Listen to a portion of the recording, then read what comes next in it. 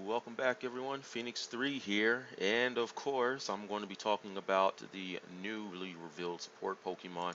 We actually got a lot, well, not a lot of news, but just some stuff about this here. First off, I just want to say we got, what is it, something like 26 support Pokemon right now, and that's an extreme amount considering there's only 16 confirmed playable Pokemon.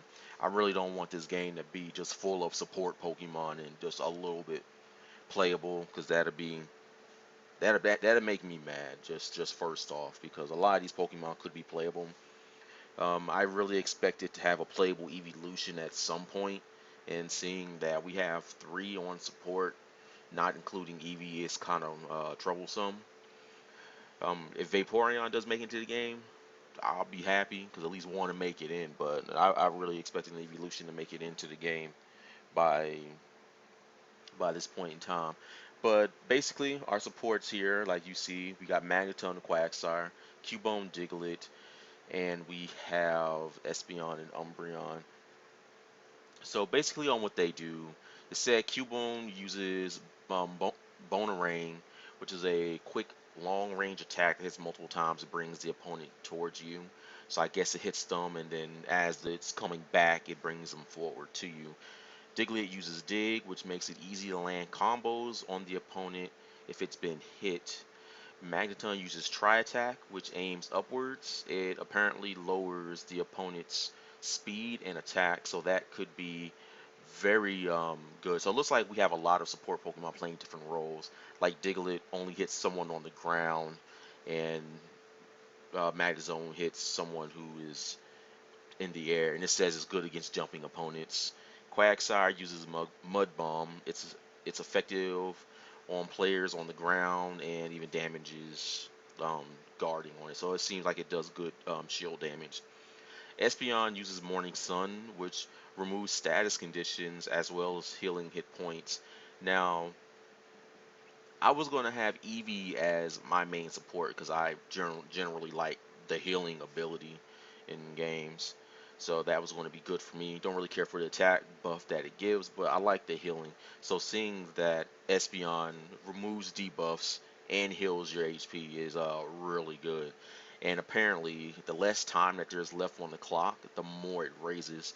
So we're going to have to go in, into Espeon, figure out when is the most effective time to use it. I'm not exactly sure how slow it charges, but I'm assuming it's slower than um, in Eevee. So you might only get it like once every 2 games if you manage to play all 3 games in the series. And finally, Umbreon uses Snarl, which drains the opponent's resonance gauge and prevents them from being able to land critical hits. Now, I didn't know what critical hits were in this game. We all knew that some attacks just did stupid damage sometimes for no reason. We all thought it was a rage mechanic, but it appears to be that this game does have critical hits in it. So there is that. From what I can gather on this right now, a lot of people are not happy that we have so many evolutions on support. None of them are exactly, up in arms about it though. But it's the fact that we have 3 evolutions in support, all of which could have been playable. On more news, we learned about Mewtwo as well. Mewtwo, the normal one, is supposed to have. Is this the normal one? Yeah, the normal one is supposed to have Hyper Beam, Cycle Cut, Focus Blast, and the Elemental Punches. Whereas the Shadow Mewtwo has Psywave, Reflect, Flamethrower, Thunder, and Earthquake. Now this here is actually kind of a problem because I was expecting Shadow Mewtwo to be an alt for regular Mewtwo, but this pretty much does confirm that we will have 2 Mewtwo's in the game, which is kind of lame in my opinion because I would rather have other Pokemon in the game. So at this point, I'm expecting a second Charizard and a second Lucario because why not? Um, Maybe a third Pikachu, who knows? The other thing that we did was we got a little bit of news here on the, not a story mode, but on modes in general. The game will have a practice mode that's going to allow you just to practice certain stuff. The game is going to have something called a combo dojo, which teaches you combos that you can use on your Pokemon that you want to play. Also, it goes into a little detail on what the My Town feature is on the main Pokemon tournament website. So it's going to just allow us to alter our trainers. Well, it says characters, their appearance and stuff like that. We still don't know if Pokemon are going to have customizations. Hopefully they will, because it'll be a very nice uh, detail right there, especially considering how customization works in the Tekken series. It'd be nice to see it carry over here. But they said you'll be able to change their appearance by spending in-game currency, which is Poke Gold. Um, as for the basic story mode, it's I have it here somewhere. The way the story mode that they have it is it has. Let me see if I can find it. All right, so here it is. It says the Ferrum League is a feature exclusive to the Wii U version. Beating stages adds more support Pokemon in battle areas. So that's going to be the way you unlock content in this game is through beating stages and or just playing through this mode.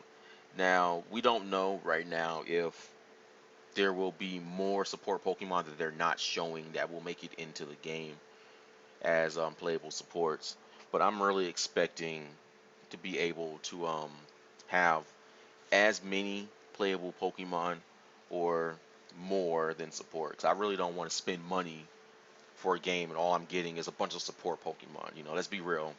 Nobody wants support Pokemon. People want to be able to play as their favorites.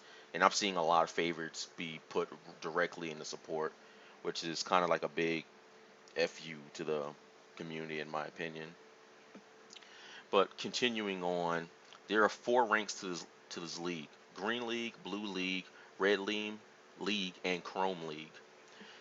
It takes place in the Ferrum region. We already know that. In this region, resonant stones link people to their Pokemon. In this game, players can customize their players' skin, gender, stuff like that. There are various trainers you'll encounter. Um, I don't know how to say that name. It's Nia. Nia. I'm gonna say Nia. Helps players navigate the world. She uses Weavile. There are also trainers that exist in the Wii U version who are tough to beat. Travis with his Garchomp, Keith with his Suicune, and Aaron with her Braxton. So there's that. We don't know how the story mode is actually going to work. It could just be like a glorified, just not really a ladder, but like you just kind of do things, and the game just kind of directs you in that direction. You go and do it. On the Wii U shop, the game it's just over 4 GB. So I mean, I'm not expecting explorable areas or something like that. It just might be like point click and you fight and then you continue to do that over and over again. But we don't know until the game comes out. So that's pretty much all the updates right there. So here are your new 6 support Pokemon. I know some people might be salty about Espeon and Umbreon. Don't worry, I am too.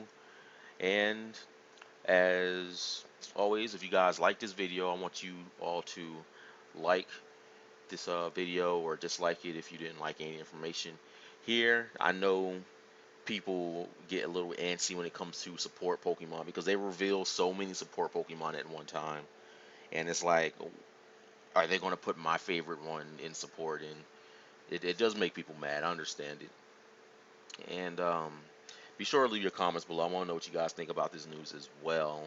And as always, I want to thank you for watching my videos and I hope to see you all in the next one.